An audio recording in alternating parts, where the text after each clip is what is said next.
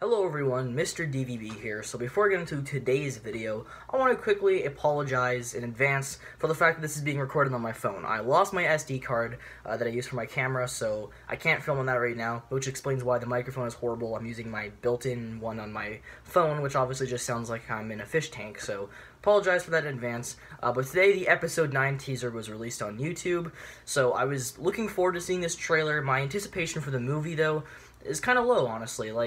I think a lot of it just has to do with the fact that I really don't like what they did with The Last Jedi. As a whole, there was a lot of problems with the story. I really don't like how they handled characters, like Luke especially. They just killed Snoke out of nowhere. Lots of stuff like that. There's a lot of problems with that movie in the way they handled the characters. And so that's kind of why my anticipation for Episode 9 wasn't really there, because I just didn't care for how they handled the characters and how they just brought back Luke, made him do absolutely nothing in the movie, and then just kill him off. And now we're just getting the 9th film. That's kind of how I was looking at this, so I was interested in the trailer to see where they're going with it.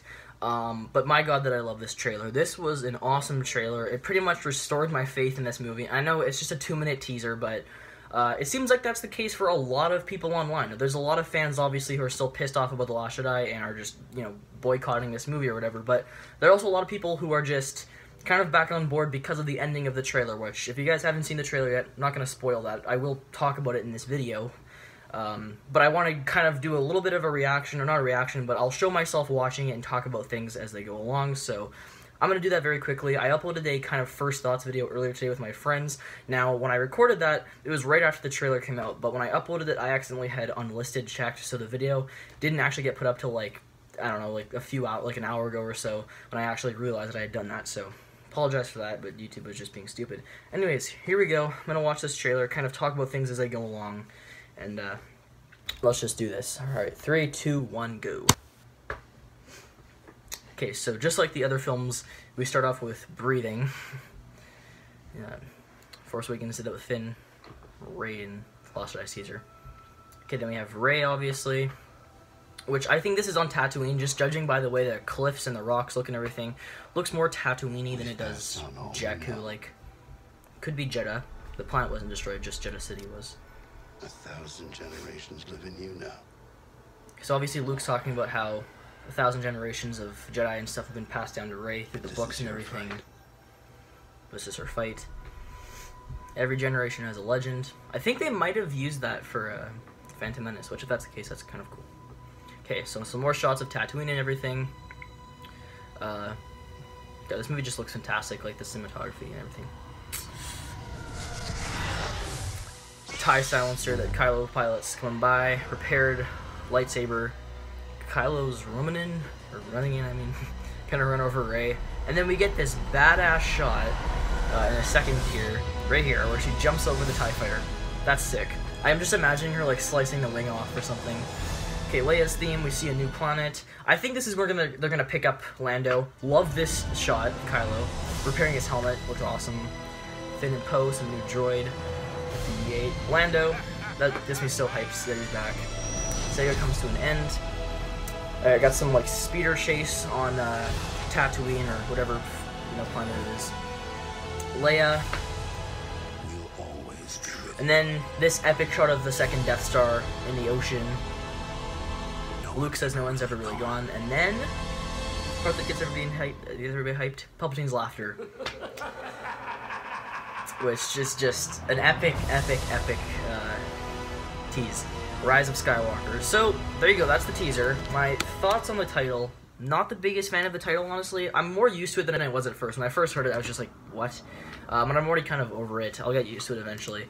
I'm just confused on what it means by the Rise of Skywalker if Luke is dead. Because this trailer, to me, kind of confirms that Luke is dead and he's going to be a Force ghost now. Just by the way he's talking, saying, we've passed everything on to you. Yeah, awesome trailer, though. It definitely restores my faith in the movie. I think that they should have just gone with JJ from the beginning. Because I feel like this, honestly, if you just watch this teaser and then you watch The Force Awakens' second teaser, this feels like the same person. It feels like it's the same trilogy. Whereas Last Jedi kind of just feels like it's on its own. I feel like that's what's going to happen afterwards, that 7 and 9 are going to feel like back-to-back sequels, or not back-to-back, but they're gonna feel like they work together, whereas Episode 8 is kind of just there, just a movie that exists. sadly. But yeah, so this trailer was awesome. I love everything about it. Lots of awesome shots. Rey jumping over the TIE fighter.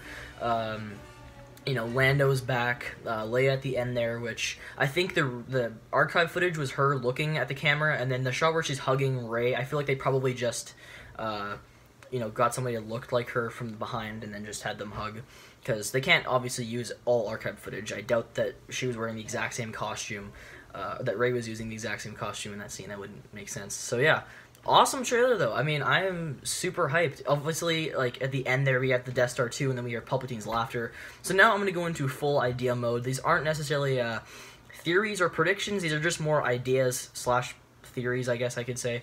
I don't know if these things are gonna happen, but as far as Palpatine being alive, I think this is gonna happen. I think that he's not dead. So I kind of have like two ways to look at this. Now, I think he's dead in the sense that when he got thrown down the shaft and whatever, yeah, his body's gone. He's disintegrated, whatever. But I think that they could do something with the Force where, you know, he can kind of just move on to another body. Like, he can kind of just take over something else. They could do a Force Ghost or something like that, but what I'm kind of thinking is if you look at Luke, or not Luke, sorry, if you look at the Force Ghost on the light side, when, like, certain Jedis die and they've mastered the ability, they can become a Force Ghost, so they can still live on in a way as a spirit. So the dark side, we already know that they can kind of bring, like, loved ones back from the death, or they can you know, create life, like how Anakin was created by Palpatine, because that's been confirmed, by the way.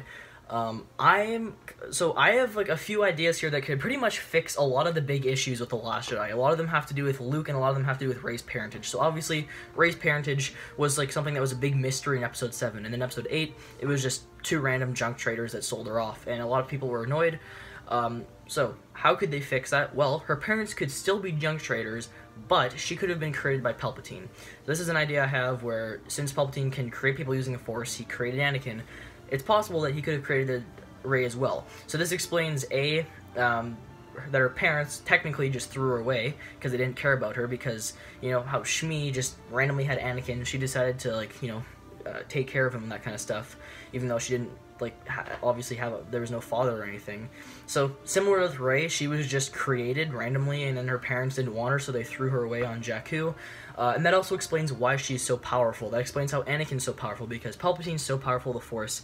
He creates life, and then he tries to make Rey as powerful as he can. He tries to put as much of the Force into her as he can, and then hopefully in the future, you know, through many ways, she could go to the dark side, and she'd be the most powerful dark side user, like, ever.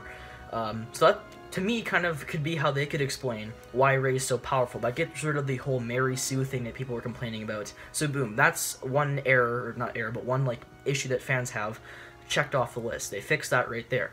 Then, as far as Luke, you know, and how, I think what a lot of people were annoyed with Luke in Episode 7, or 8, I mean, is how, you know, he's this character who's very hopeful. He looked at his father, who was, like, the main villain in Star Wars pretty much before Palpatine came in, and he believed that there was, like, hope. He believed that there was a way he could redeem Vader, even though he was, like, this completely evil guy that really showed no signs of, like, you know, goodness or whatever. So, the fact that he just tried to kill his nephew after sensing a little bit of evil in him pissed off a lot of fans. They said that was completely against his character. So, how they could fix that is, if Palpatine was like this entity, this spirit or whatever, he could have kind of, you know, made Luke think that, like, he could have kind of taken over Luke's mind, make him try to kill Kylo, so then Kylo sees this, goes evil. So he kind of is just tormenting Luke, which leads to Kylo going to the dark side. So Snoke, honestly, in my opinion, like, everybody was so pissed off how Snoke was just randomly killed. But now that Palpatine's in, nobody cares about Snoke at all anymore. He's forgotten. So, you know, Snoke was kind of just a pawn used by Palpatine to kind of help bring Kylo to the dark side. Because, you know, that's kind of where I'm going with this. That's my idea. So Kylo and Rey were kind of both created by Palpatine so that they could be, like, two really strong, you know, dark side users. He's trying to basically just, you know, his legacy, he's trying to just make as much evil as he possibly can, because he's just that sinister. So those are two big ideas I have. It kind of gets rid of the whole, not everything with Luke in The Last Jedi, but that gets rid of at least the part where he tried to kill Kylo for no apparent reason. Doesn't get rid of the fact that he died. I think that's something fans are just going to have to get over, because I think really after watching this trailer, the vibe I'm really getting, and it's always been mentioned, but I just never really felt it personally, it never hit me, was that this trilogy is supposed to be passing the torch on to a new generation. It's not supposed to be, look everybody, Luke, Han, and Leia are back. Like, yes, they are, but there's these new characters, and they're just trying to make them the front and center now. And I really get that feeling with Rey here that, because if Luke did live, we couldn't really have this whole Rey thing. We couldn't have, her being in the spotlight, because everybody would just be looking at Luke and being like, oh, look, this great character's, back and everything. And, so now I kind of understand why he died in Episode 8, because Episode 9 needs to be the movie where she's really her own character. So I see how that kind of works there. I still think he got killed off at the wrong time. It still feels a little bit jarring to just have him killed off like that. But it makes a bit more sense to me now, if that is the direction they're going. Again, these are ideas. This is not, like, my full-on, like, this is what I 100% think is going to happen. These are just ideas I have on how this could possibly go. But, yeah, Lando's obviously back, which is great. But, yeah, so I think with Palpatine, like, I don't think he's going to be some, like, quick flashback or quick scene like that. I think he's going to be a legit character in this movie. I think he's going to kind of be the main villain in a way. And he's kind of like the big threat now because he's found a way to kind of like through the dark side of the Force come back. And yeah, so I don't know where the second Death Star ties into this. That shot at the end where they show the Death Star, no idea how that's going to tie into the story, like why they're going after that.